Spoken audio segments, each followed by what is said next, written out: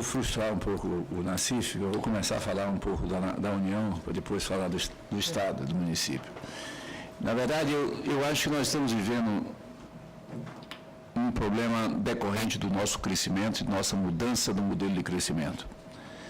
Nós tivemos, nos últimos anos, uma reformulação da dinâmica do crescimento brasileiro, com a maior importância do mercado interno, com a maior importância da distribuição de renda do Brasil, e como consequência desses dois processos de crescimento do mercado interno, apesar da importância das nossas exportações da integração internacional,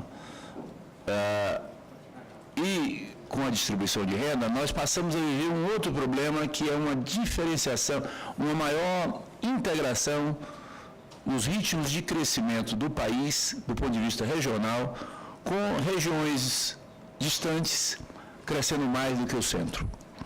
Então, nos últimos anos, o Norte, Nordeste e o Centro-Oeste crescem mais rapidamente do que o Sudeste e o Sul.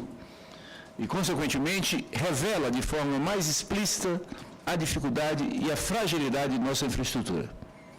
Então, consequentemente, nós passamos a ter um problema de crescimento. À medida que nós crescemos o nosso mercado, que nós temos uma maior intensificação da circulação de pessoas e mercadorias dentro do mercado interno, se evidencia de forma mais clara a dificuldade de nossa infraestrutura. E, consequentemente, obriga a uma política de reconstrução dessa infraestrutura. Num primeiro momento, nesse processo, que eu diria que vai aí uns 15 anos nesse processo, portanto, fortemente nos últimos 10 anos, mas começa um pouco antes, nós tivemos alguns elementos importantes que eu gostaria de chamar a atenção. O primeiro elemento importante é que as políticas tradicionais de inclusão se tornaram parte integrante da política nacional. Então, as transferências de renda no país passaram a ser um elemento fundamental no dinamismo do país.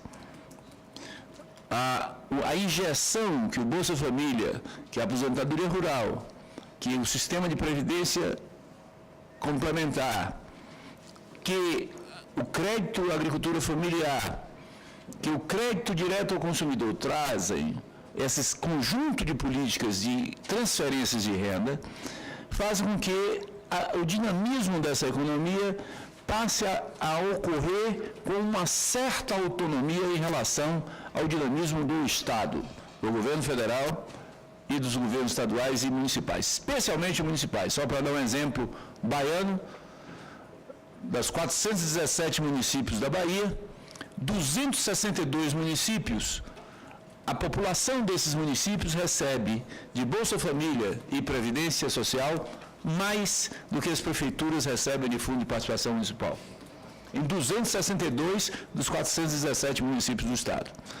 E, evidentemente, que isso faz com que a feira esteja ativa, que o comércio esteja ativo, que os serviços estejam ativos, porém, a prefeitura não tem recursos para fazer o mínimo, que é pagar o salário do operador do trator que ele recebeu. Então, nós temos aí um problema na ponta muito sério, que é decorrente da generalização dessas políticas. Por outro lado, um conjunto de ações das políticas sociais são executadas na ponta no município.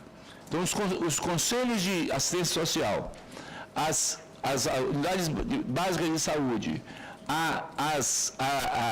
os pisos na área educacional, os pisos nas diversas categorias, acabam impactando de forma significativa as finanças municipais, de forma especial. Então, as finanças municipais começam a ser apertadas, porque quando o município recebe uma unidade de saúde da família, o recurso que ele recebe é menos do que ele precisa para pagar o seu médico. Quando ele recebe uma máquina, um conjunto de máquinas para operar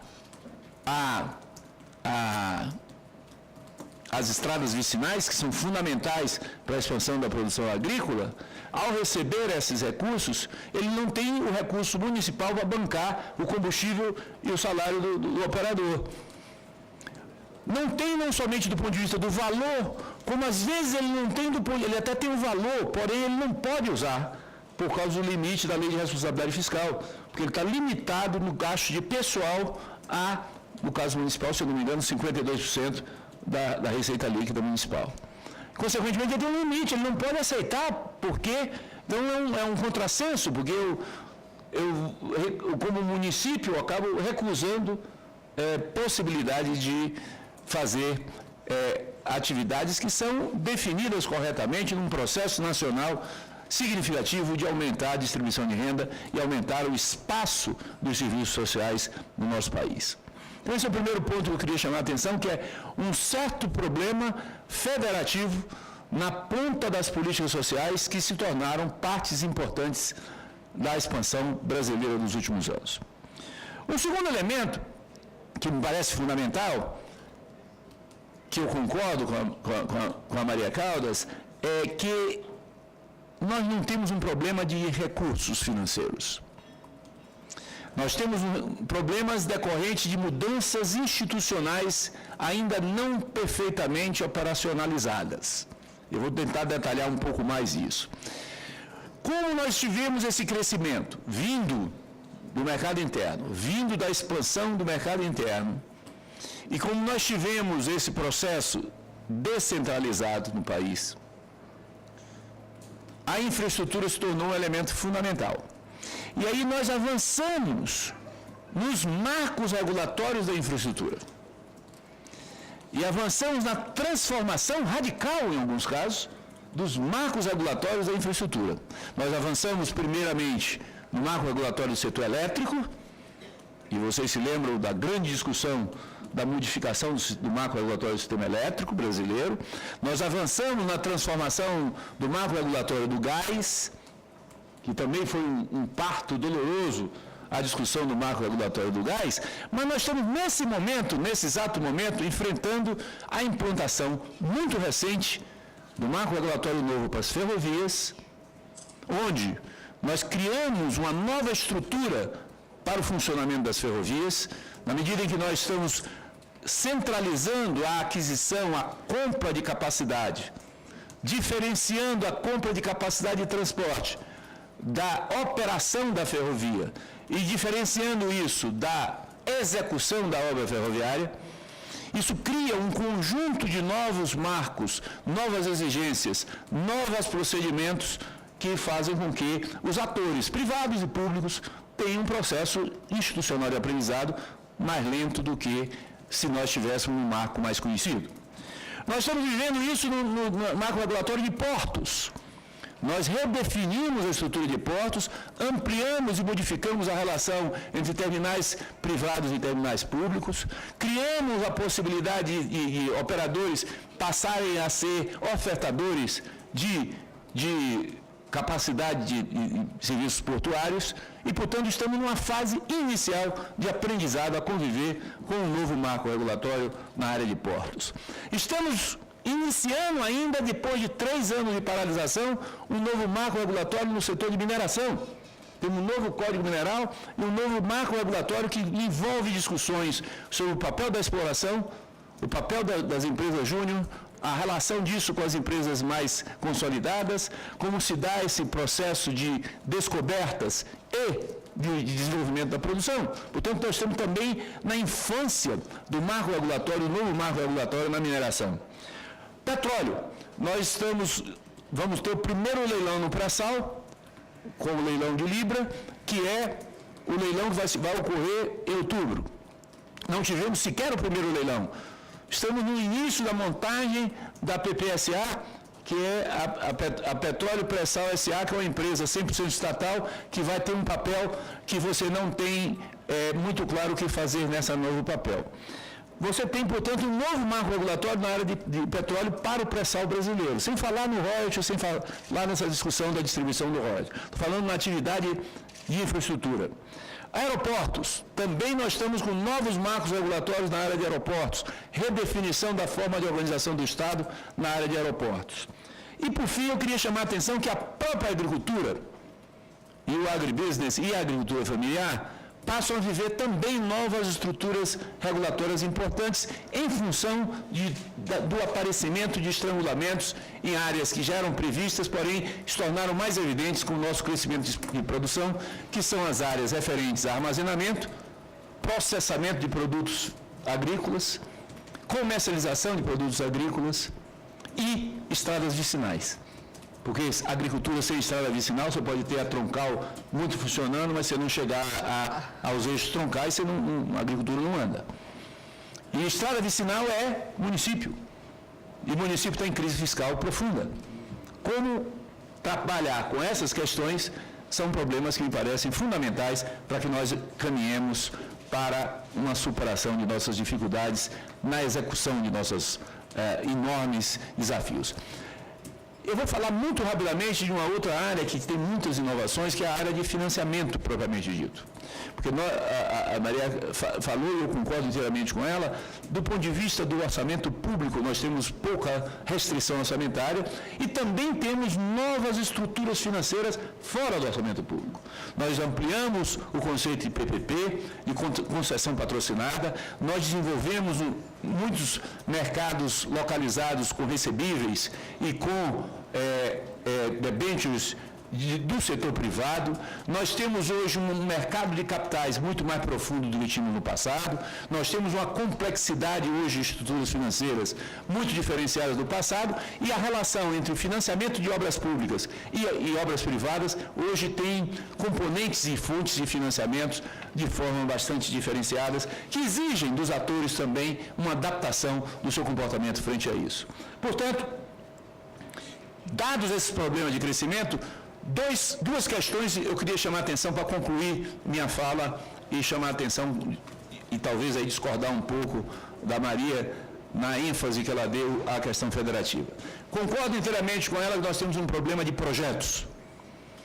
Nessa complexidade, a importância da maturidade da formulação de um conceito, de um projeto conceitual para um projeto básico, caminhar para um projeto básico e até em alguns casos para projetos executivos é uma absoluta necessidade. E isso é uma reversão da concepção do nosso Estado dos últimos 30 anos. Que o nosso Estado dos últimos 30 anos hipertrofiou os mecanismos de controle e atrofiou os mecanismos de execução. Então, isso vai ver em vários sinais se você tem isso, não somente na própria legislação. Se você for ver, a legislação de controle ela é muito mais detalhada e mais precisa do que a legislação de execução. Como na montagem das carreiras produtivas, como nos salários, quer dizer, se você compara, por exemplo, o salário de um auditor versus um salário de um engenheiro no setor público, isso evidencia claramente a prioridade que o Estado está dando ao auditor, controlador, em relação ao engenheiro executor. Quando você compara o crescimento do nosso sistema de engenharia de projetos dentro do país, mesmo que em alguns setores você esteja hoje praticamente com a capacidade instalada esgotada, porque você não tem mais capacidade nos escritórios de projetos brasileiros em várias áreas de desenvolver, porque chegou ao limite. De tal maneira que nós temos hoje, portanto, um desafio aí nessa área de projetos que é prioridade. E aí, buscar prioridade significa ter que mudar o pneu com o carro andando. Né? Porque você não pode parar o país, não pode parar o crescimento. Então, você tem que fazer as coisas acontecerem, avançar o máximo possível nos projetos e, como você não tem recurso suficiente, tem que ter prioridades. O segundo elemento que me parece fundamental para isso é que não basta ter o projeto, é preciso ter uma execução de projeto, uma gestão de projeto eficiente. O PAC é um exemplo de avanço nessa direção, mas ele é muito restrito do ponto de vista de conseguir percolar essa estrutura que existe em Brasília no conjunto das atividades da próprio governo federal. Não estou nem dizendo aí dos governos estaduais e dos governos federais, municipais. Estou falando no plano de estrutura federal, quando você vai para as delegacias regionais, quando você vai para as áreas de execução mais na ponta, fora dos centros dos ministérios, a estrutura de gestão dos nossos projetos é muito limitada, é muito insuficiente para responder aos desafios. E, por fim, do ponto de vista da estrutura federativa, eu acho que, apesar de nós termos vários problemas na ponta, aí no município e no estado, e nós temos vários problemas também na ponta, eu acho que o principal problema na ponta não é o problema da gestão, principalmente. Eu acho que aí sim, na ponta, nós temos um problema de financiamento fundamental da relação entre custeio e investimentos. E essa relação de custeio e investimentos na ponta pode prejudicar a continuidade dessa política de distribuição e de consolidação das políticas sociais e afetar, de alguma maneira, a própria execução dos projetos estruturantes do governo federal, na medida em que a complementariedade das obras locais fica comprometida pela falta de recursos, porque você está substituindo transferências para os municípios e estados por financiamento aos municípios e estados, o que aumenta o seu custo, reduz o seu custeio e cria mais problemas no médio prazo para o funcionamento das finanças municipais e estaduais. Acho que nós estamos, portanto, num bom momento, apesar das dificuldades, que é um momento de, no crescimento, termos que nos transformar. Isso vai exigir de nós, que estamos ocupando posições de gestores, mais capacidade de gestão, mais capacidade de respostas rápidas, cumprimento de prazos e cumprimento de custos e orçamentos. Portanto, eu vejo positivamente o momento, apesar de ser muito desafiador a solução. Obrigado.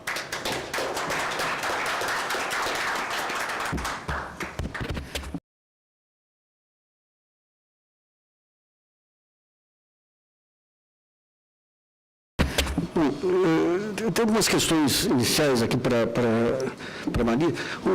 Tempos atrás se falou em um projeto, não sei se seria a criação de uma estrutura aqui em Brasília, mas que fizesse esse meio campo com os municípios para a elaboração dos projetos em âmbito local lá.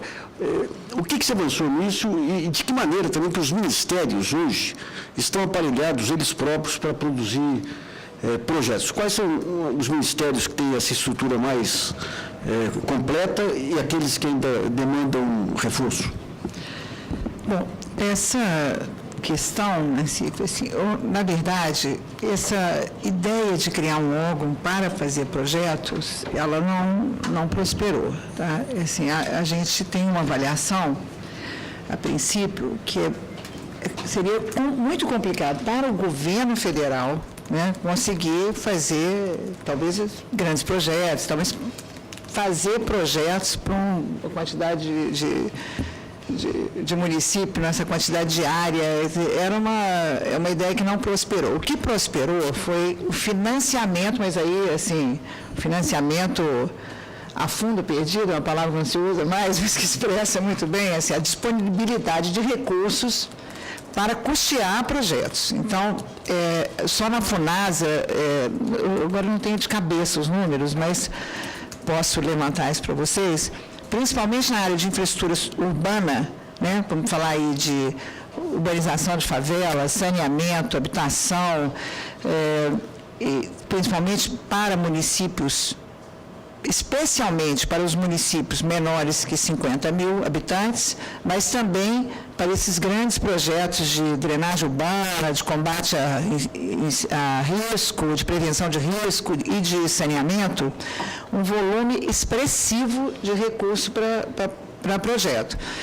Os ministérios, o que eles têm, principalmente o Ministério das Cidades, a FUNASA, que acompanha saneamento em municípios menores, eles têm monitorado. A FUNASA, nós temos uma experiência no PAC, essa última seleção, em 2012, a própria FUNASA contratou os projetos.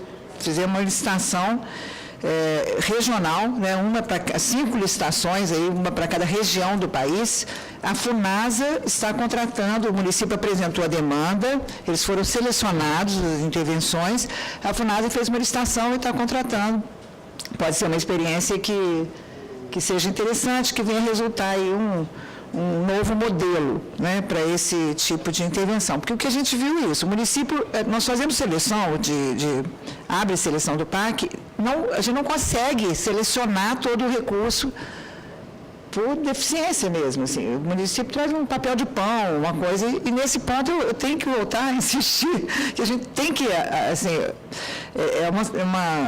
repensar alguma coisa nesse sentido, porque não é só um problema de custeio, porque atualmente, assim, esses equipamentos, esses municípios menores, e principalmente os municípios mais pobres, eles recebem recurso de OGU para a obra, raramente, não tem obra de recurso de financiamento, não tem capacidade de endividamento, nem como pegar. Então, é recurso de OGU. Esses equipamentos sociais, atualmente, o governo federal também paga custeio, não pelo PAC, mas ele paga o custeio para creche, para os equipamentos de saúde. É claro que isso não cobre tudo, mas nós temos que entender um pouco, discutir um pouco como é que nós vamos sair desse quadro caótico, desse número de municípios, sem capacidade de gerar nenhuma receita própria. Né? Assim, então, é uma coisa que a gente não pode deixar de pensar. Né? Não adianta fingir porque assim, nós temos uma falta de infraestrutura. Assim, eu tenho um dado, que eu não sei se ele está atualizado, mas nós temos 80% dos municípios brasileiros, não tem nenhum engenheiro em toda a sua estrutura administrativa. Nenhum engenheiro para poder fazer uma obra, acompanhar um contrato. Então, além de ter um problema sério de distribuição de receita, de capacidade de gerenciar essa receita, tem um problema ainda institucional grande. Então, acho que nós vamos ter que continuar apoiando projetos, né?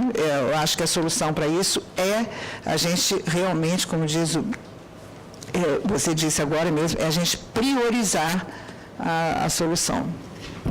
Deixa eu pegar mais uma pergunta para você. Quer dizer, a gente tem um problema estrutural. Quer dizer, você tem recursos, você tem que atuar na ponta e você tem municípios que não dão conta do recado. Se tentou montar centralmente aqui essa questão de projetos que não deu certo.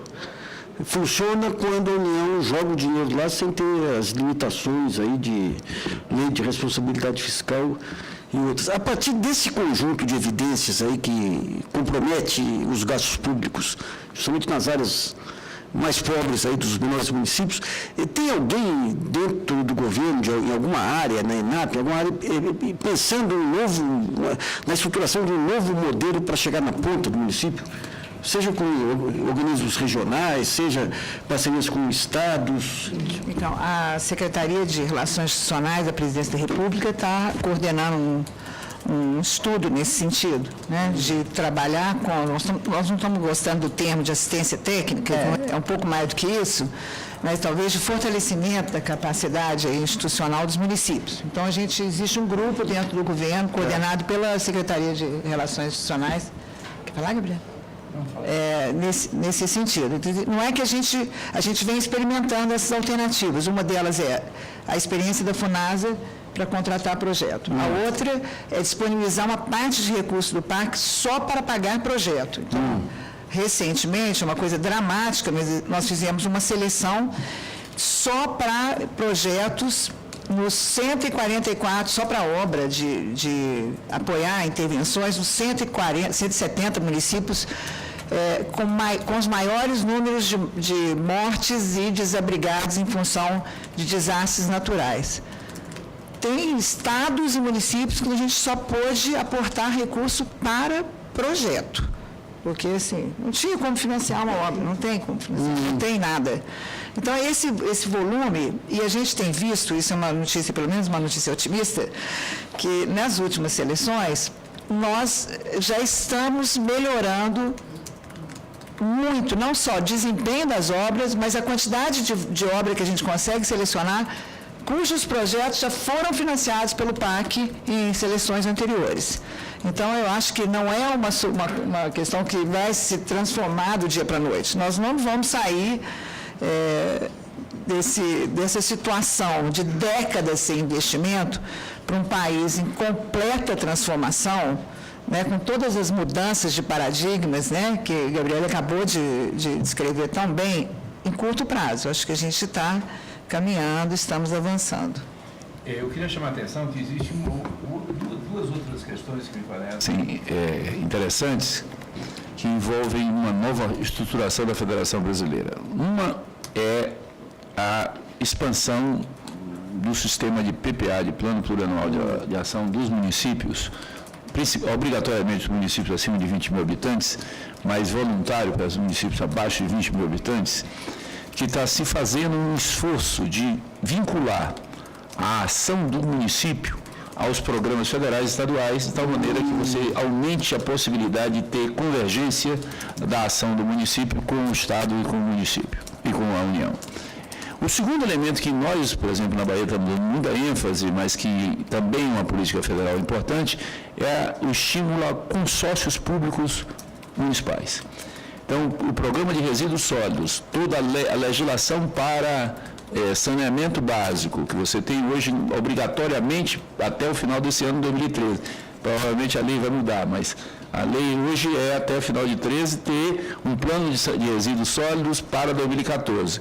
Isso, existem recursos para consórcios, de tal maneira que você reconhece que os municípios individualmente não têm condições de ter um engenheiro, um sanitarista, um arquiteto, um biólogo, um botânico para trabalhar com isso, mas que um consórcio de 7, 8, 10, 15 municípios poderá ter. Então, você estimula o consórcio para que o consórcio possa ter a capacitação para desenvolver projetos e execução de projetos desse tipo. Assim como gestão de ambulâncias, né? Assim como gestão de unidades de pequeno porte do sistema de saúde, como gestão do sistema de pronto atendimento, gestão de manutenção de escolas. Então, você tem um conjunto de estruturas que organizam em torno de consórcios públicos entre municípios, o que é um problema porque na nossa Constituição essa instância não existe. A Federação Brasileira é município, Estado e União. Então, essa estrutura pública entre municípios, com CNPJ próprio, com capacidade de execução e com capacidade de contratação, é um avanço na nossa estrutura institucional que me parece que caminha para administrar algum desses problemas de município pequeno, porque dificilmente você vai conseguir ter recursos no município para, a curto prazo pelo menos, ou a médio prazo, para bancar o que é necessário. Eu gosto que desde o final dos anos 90, que a questão do consórcio, eu sempre vi o consórcio como uma forma mais aprimorada de federalismo, né? Porque ele é flexível, ele depende da vontade de cada prefeitura, o prefeito não é dono do espaço dele, é o município que é dono do espaço, mas você não consegue avançar institucionalmente nessa questão. Eu pergunto para o Gabriel e para a Maria. Os conselhos, que a gente tem lá atrás, com o SUS, os conselhos municipais, conselhos estaduais, tudo que, digamos, é o futuro da organização social brasileira aí, mas ainda muito embrionário e muito sujeito a influências de prefeitos e grupos políticos. Como que os conselhos funcionam como suporte, digamos, para políticas públicas hoje, nessas áreas em que vocês atuam? Olha, eu acho que nós avançamos extraordinariamente na montagem de uma arquitetura de governança de participação social. Ou seja, nós criamos estruturas para a participação social. Mas nós avançamos muito pouco na formulação de políticas efetivas por esses conselhos. Nós criamos espaços, e esses espaços foram corretamente e justamente capturados em parte pela sociedade organizada, em parte pela política institucionalizada, e essa disputa existe em quase todos os conselhos, porém, a formulação do que fazer naquele conselho setorial, ela fica muito a dever, porque a própria concepção de um conselho que não tem muito claro o seu caráter executivo ou o seu caráter formulador, leva a que você não saiba o que fazer com esse conselho. Então, nós estamos realmente, de novo, numa infância de aprendizado da democracia participativa. Nós estamos com crise na democracia representativa, sem dúvida nenhuma, mas também nós estamos com uma crise na democracia participativa. Esses conselhos existem, mas eles ficam meio inócuos, meio espaços que não acabam formulando adequadamente políticas, porque às vezes tentam. A sociedade quer transformar o Conselho num órgão executivo aprovador de projetos executivos. E a formulação de políticas que seriam adequadas não anda. Então, você tem uma crise aí de participação, de democracia participativa. Apesar de que, como eu disse, nós temos centenas ou milhares de conselhos nesse país, para tudo praticamente, nós temos um conselho hoje no Brasil. A gente vai abrir para duas questões dos senhores aí, que é só levantar a mão e usar o microfone aí mesmo. Tem que apertar um botãozinho aí. Eu sou Aragão, Joaquim Aragão, da Universidade de Brasília. Realmente eu tenho muito investigado sobre a questão do financiamento, né? E embora que a gente tenha uma situação diferente, a gente não pode dormir no ponto com relação à sustentabilidade fiscal dos investimentos, e me assustam, né? Claro, comparado com o passado recente, né? Os números cada vez maiores de investimento e os riscos, principalmente, eu sou da área de infraestruturas e transportes, né? Eu fico preocupado assim com os investimentos em ferrovia, onde os mercados não estão consolidados, né? E como é que realmente a gente pode sustentar fiscalmente, até que ponto existe análise de impactos econômicos fiscais dessas infraestruturas, né? Eu cito casos, por exemplo, Transnordestina, FICO, FIOL, né? Que são infraestruturas que são importantes em termos de estratégia espacial, não vou discutir, são importantes, né? Agora, eles colocam desafios fiscais enormes, né? E aí tem de ver como isso está ligado ao segundo aspecto, que é realmente as quantas andam o nosso planejamento territorial, né? Houve assim um estudo, né, que eu esperava que finalmente a gente vai ter um planejamento territorial consolidado, estudos da dimensão territorial do planejamento estratégico, né?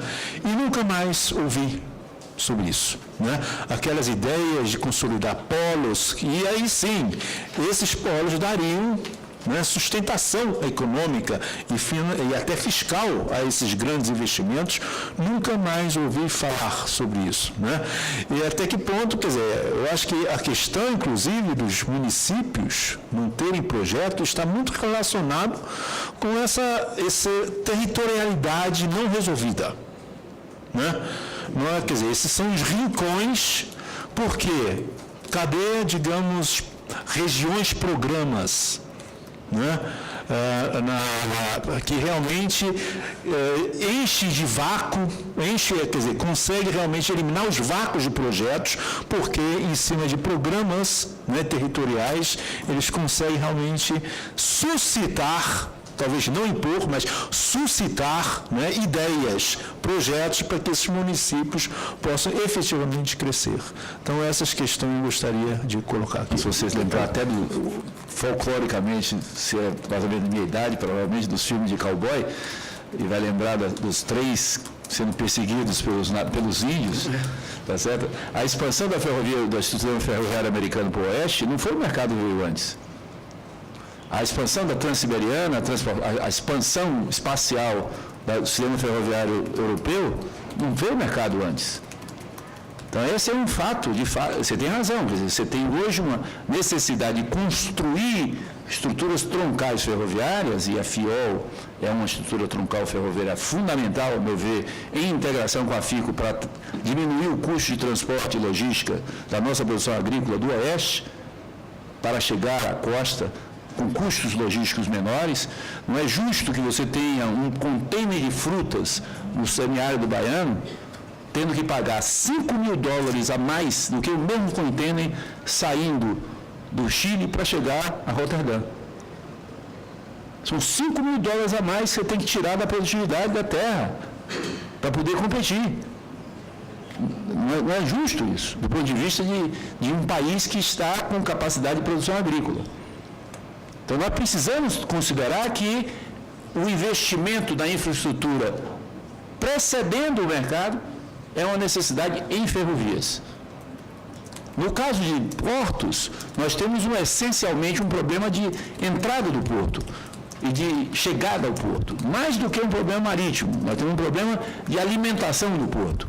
Nós temos dificuldades nos portos do sul já, e temos que criar novas alternativas de portos. Então, a discussão de infraestrutura não pode ser uma discussão fiscalista. Tem que ser uma discussão de criação de possibilidades. É claro que não se pode desconsiderar quem paga isso. Como nós criamos vários mecanismos para isso, inclusive transferindo para o Estado vários desses riscos, a Valec, à medida que ela vai comprar a capacidade de transporte, para revender a capacidade de transporte, na medida que o novo marco regulatório se diferencia o construtor da ferrovia do operador da ferrovia, você está criando alternativas para atores entrarem e disputarem esse risco, nas diferentes percepções desse risco. Então, eu acho que é fundamental a questão, mas não podemos olhar só do ponto de vista da sustentabilidade fiscal num projeto estruturante como o de ferrovias no Brasil.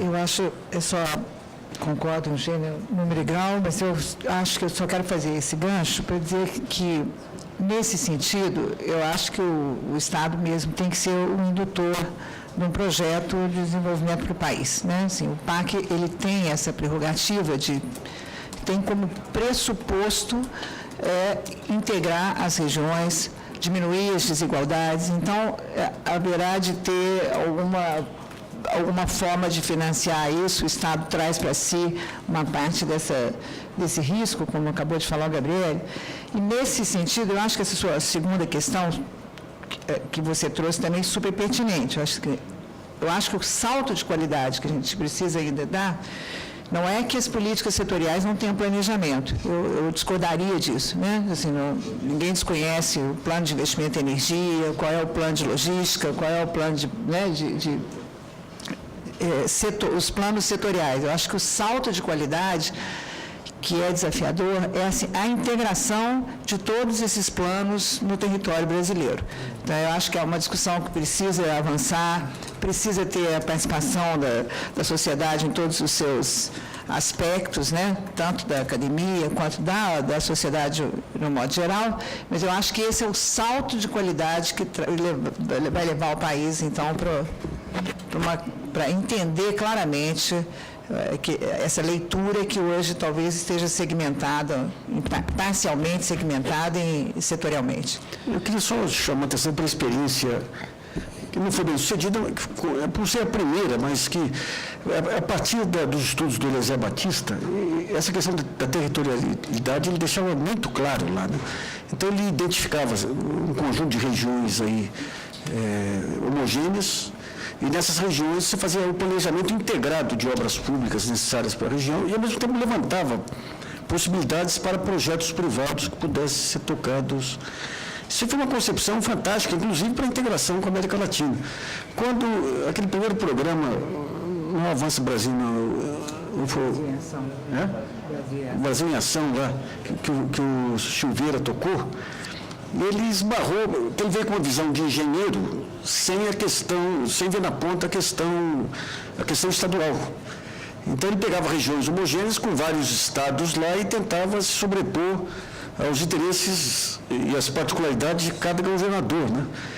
Esse foi o primeiro ponto que provocou um choque. O segundo ponto foi que você tinha que ter um investimento público para justificar o investimento privado e o Tesouro contingenciava tudo, né? E o terceiro ponto foi a figura do gerente de projetos, que ele criou a figura do gerente também dentro daquela concepção de engenharia, e você põe um gerente para ser interlocutor de governador, de ministros e tudo, os coitados não conseguiam sair da sala de espera lá, né?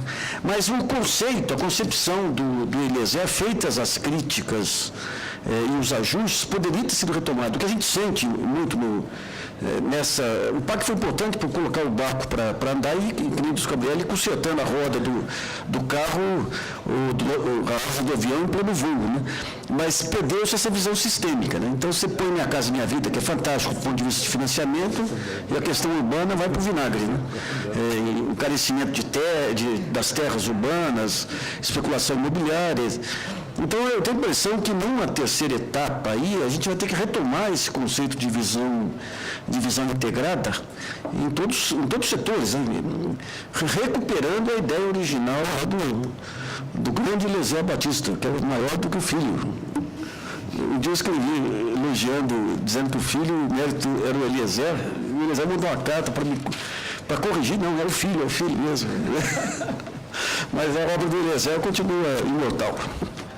Bom, queria agradecer muito aos dois expositores iniciais aí. Nós já temos aqui uma temática para desenvolver depois do site muito boa.